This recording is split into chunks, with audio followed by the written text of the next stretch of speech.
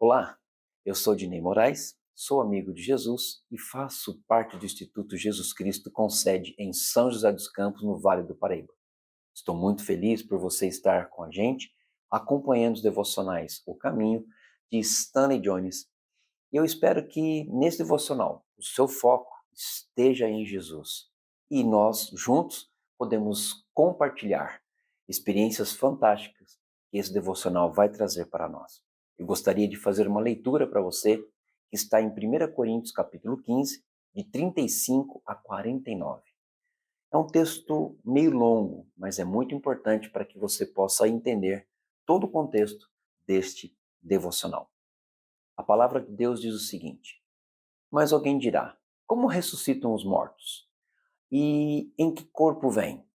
Insensato, o que semeias não nasce, se primeiro não morrer. E quando semeias, não semeias o corpo que há de ser mais o simples grão, como de trigo ou de qualquer outra semente.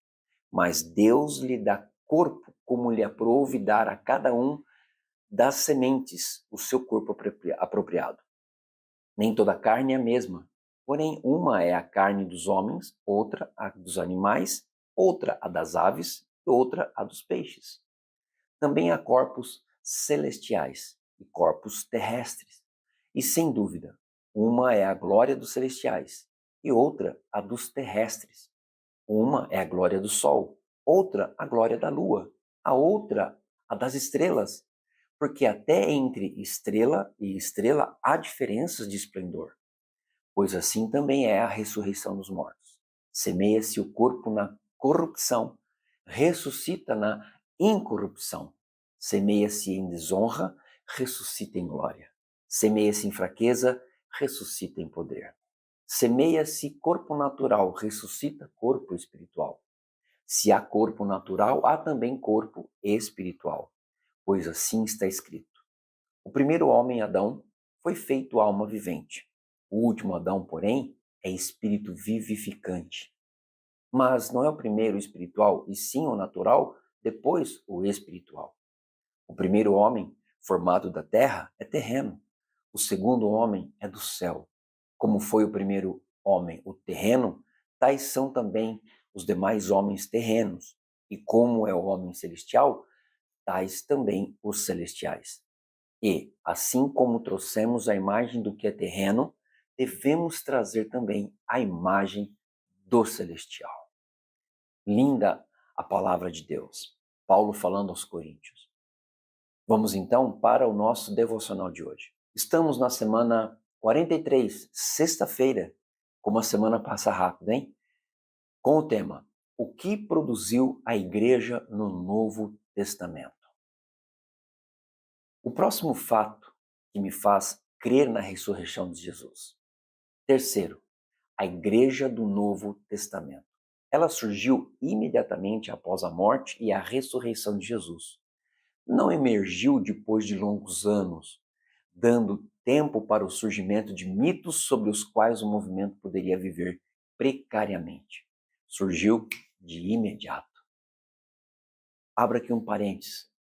Que lindo é ouvir isso. Fecha parênteses. Continuando, em um momento, os discípulos eram cristãos tímidos, reunidos às portas trancadas por meio dos judeus. João 20, 19. Apegando-se pateticamente a uma esperança que havia sido destruída pela morte de Jesus.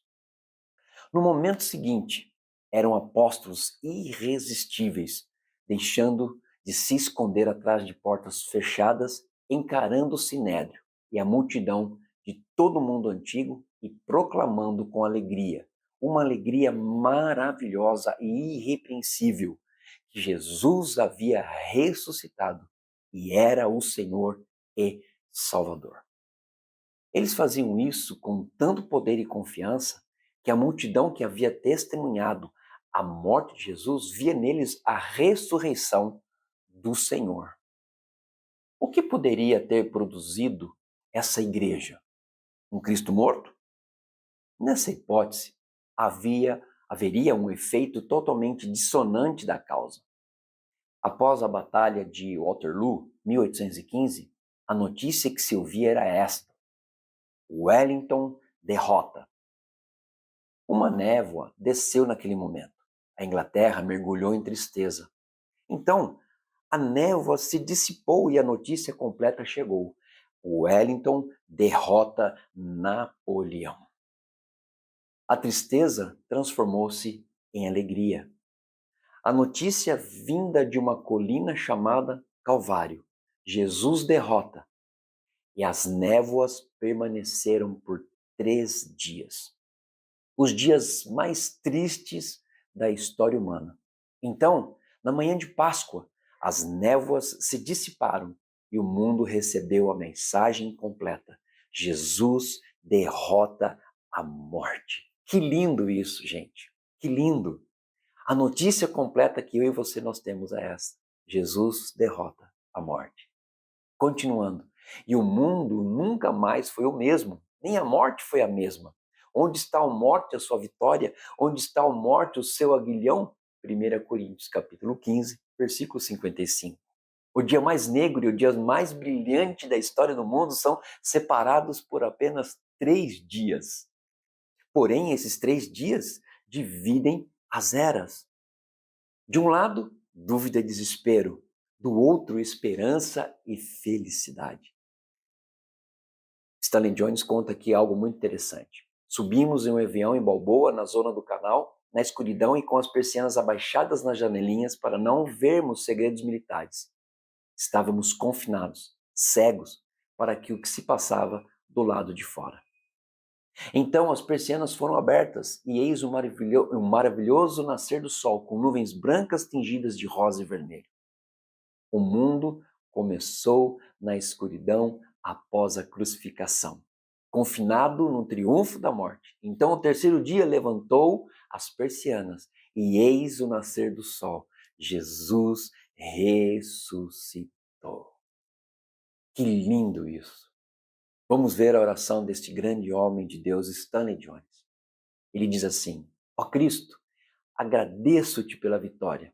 A vitória que trouxeste quando dos mortos te levantaste. Essa vitória é minha. Ajuda-me a viver por ela e para ela. Sou profundamente grato, para sempre grato. Amém. Afirmação do dia. A ressurreição é inerente. Na semente em Jesus, em mim. Que lindo este devocional. Eu quero trazer para você, dentro desse devocional, uma reflexão, não vou dizer muito rápida, mas que com certeza vai te ajudar a entender ainda mais. A primeira reflexão é: a transformação dos discípulos, a igreja proclama o Novo Testamento, a ressurreição de Cristo. Com isso, os discípulos amedrontados, eles se tornam apóstolos corajosos, levando o testemunho da ressurreição de Cristo às nações. Volto a dizer que o foco é Jesus, certo? Isso que nós começamos desde o início da semana falando.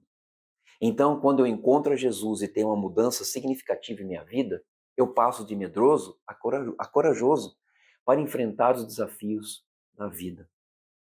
A segunda reflexão é essa: o surgimento da igreja do Novo Testamento. Ela surgiu imediatamente após a ressurreição. Agora, preste atenção, não como um movimento mitológico, mas como uma resposta direta a um evento real. Um evento real.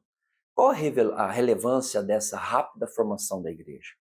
A igreja serve para dar autenticidade da fé cristã. Isso partiu da ressurreição de Jesus Cristo. A terceira reflexão que eu faço para você: a esperança, a mensagem da esperança que a igreja do Novo Testamento nos dá.